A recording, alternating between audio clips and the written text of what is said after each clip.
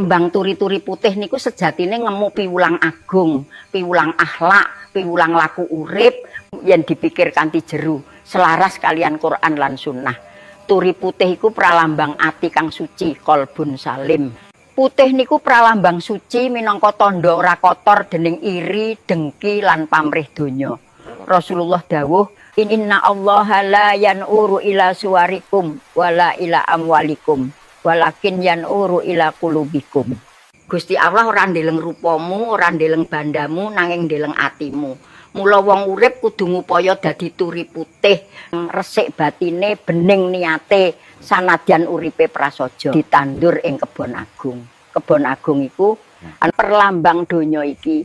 Donya panggonan nandur, dudu panggonan panen.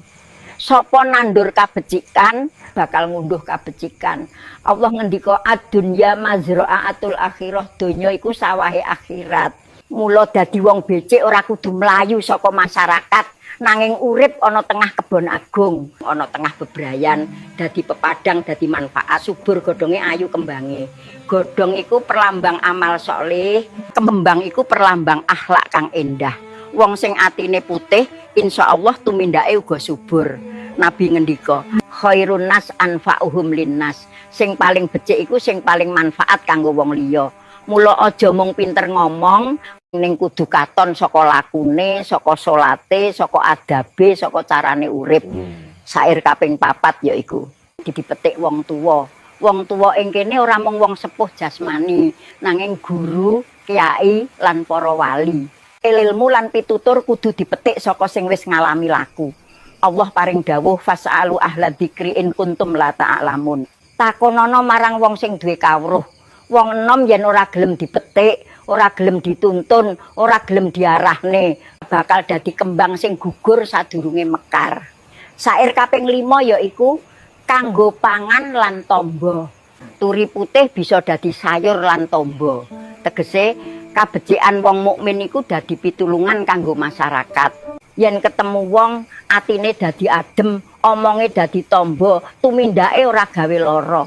Nabi ngendika, al muslim man salimal muslimuna min lisanihi wa yadihi. Wong Islam sejati iku sing wong liya slamet saka lisan lan tangane. Sair kaping 6 aja nganti garing lan layu.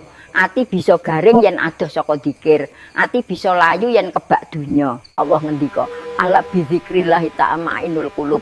Yen wong ora eling Gusti Allah senajan sugih atine tetep garing. Mula kudu dirumat nganggo salat, dzikir lan syukur. Sair kaping 7 yen dirumat bakal lestari. Iman iku kudu dirumat.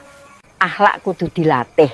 Ora cukup mung ngerti, nanging kudu dilakoni terus-terusan. Istiqomah. Nabi ngendika, aihabul a'mali ilallahi adwamuha wa in qalla. Amal sing paling disenengi Allah yaiku sing ajeg senajan sethithik. Panutup pejangan, sedulur sedaya, tembang turi-turi putih ku ngajari kita dadi wong resik ati, thaharatul qalb.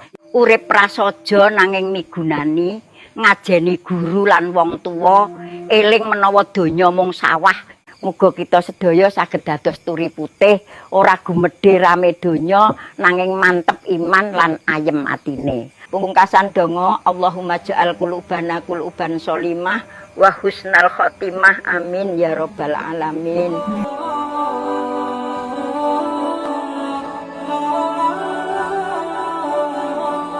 Tahun ngarep akeh penyakit,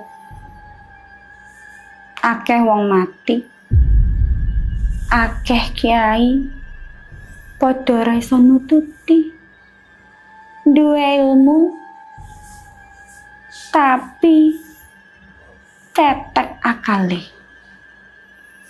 Ora iso dipercaya kabeh. Mung sliramu, awakmu dhewe karo Gusti Allah sing iso mbok percaya.